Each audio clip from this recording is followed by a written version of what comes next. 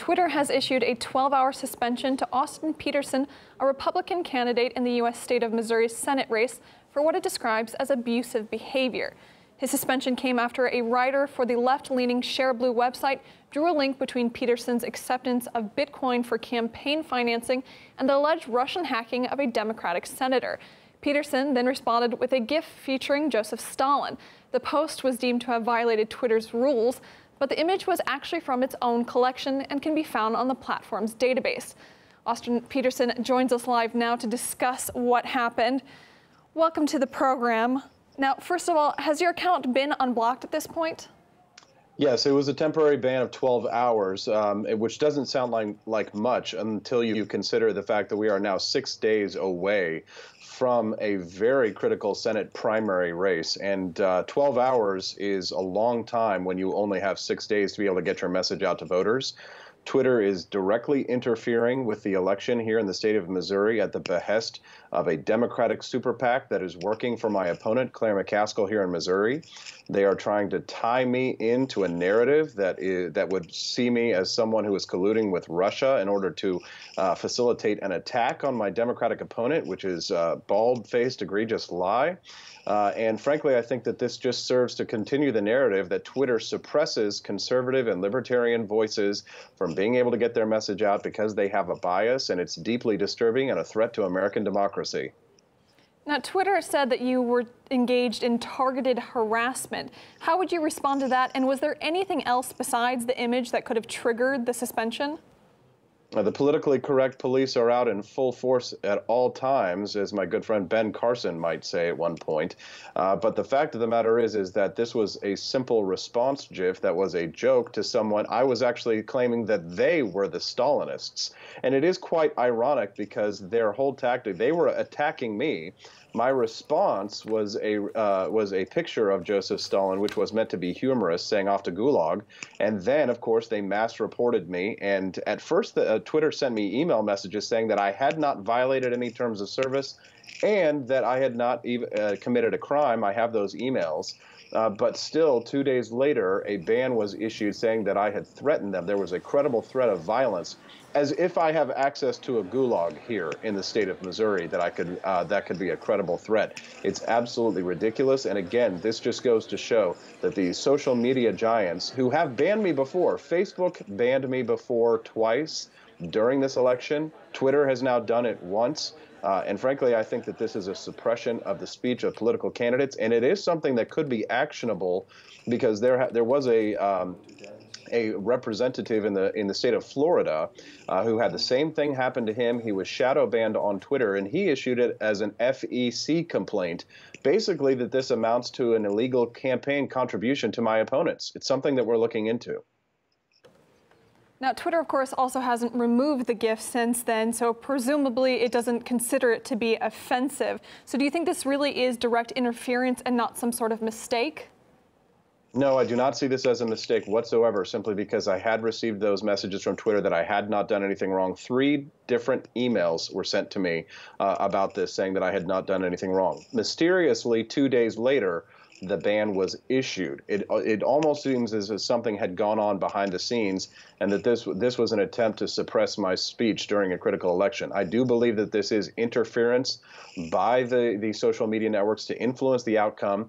When I was banned from Facebook before, after we had done some digging, we actually found out that Facebook's chief operating officer, Sheryl Sandberg, had been contributing the maximum to my opponent, Claire McCaskill, in this election. So they were banning me, and they were funding my opponent. It's a very sincere threat and something that Americans must pay, and people overseas should pay close attention to. Mr. Petersen, if you could stay on the line, we'll be back with you in just one moment. Sure.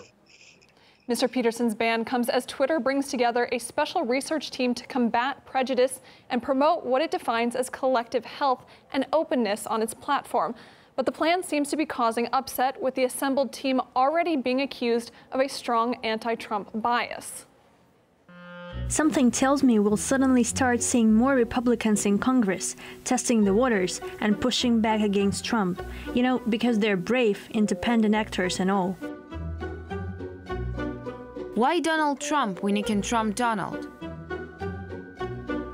Trump's 2016 digital team and Cambridge Analytica helped the Russians figure out who to target in their fake news campaign on Facebook.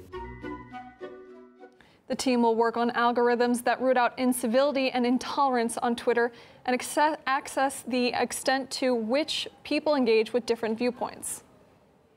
We can talk again now to Austin Petersen. Now, of course, theoretically, it's a noble objective to try and clean up Twitter, but what do you make of how the site's going about achieving that? Well, it strikes me as very interesting that a platform such as Twitter would allow things like hardcore pornography on their platform and yet somehow be offended by a photo of an old Soviet leader. To me, I think that this speaks to the new desperation of the left. They are committed to taking down Donald Trump, conservatives, the Republican Party, as well as libertarians. They do not care much for free speech. They seek to blot out speech that they disagree with, and they're willing to use the weapon of social networks. They have weaponized social networks with the extreme Russophobia that we are seeing from Democrats right now. It's very likely that many people who believed may have correctly believed that if Hillary Clinton had been president of the United States right now, we could very easily be at war with Russia. The hawkish militaristic behavior of the Democratic Party today shows that they are very content to silence speech that they disagree with and to use any tactics that they can to shut down debate because they've lost the policy argument and now they're litigating. This is why we see these investigations into President Trump. Many people complain about the president's attitude, but I believe he's been under investigation nearly the entire time that he has been president of the United States. I'd be a little grouchy too. But like I said, it seems as if the Democrats are seeing red. It reeks of McCarthyism, and it has no business in American politics today. And what do you make of the team being created? Should it possibly be openly sourced from a wide pool of academics to ensure it's free of bias? I mean, I'm not quite sure what Twitter plans to do, but what I've seen is that there apparently has been an organization chart that has shown the biases of the people who are there to confront biases. Of course, everyone has a bias. If you're a journalist and you decide what story to cover, you may cover that story faithfully, but you have a bias just by choosing which story to cover. Facebook did this. It experimented with stories that were curated, that were supposed to be top stories that were trending.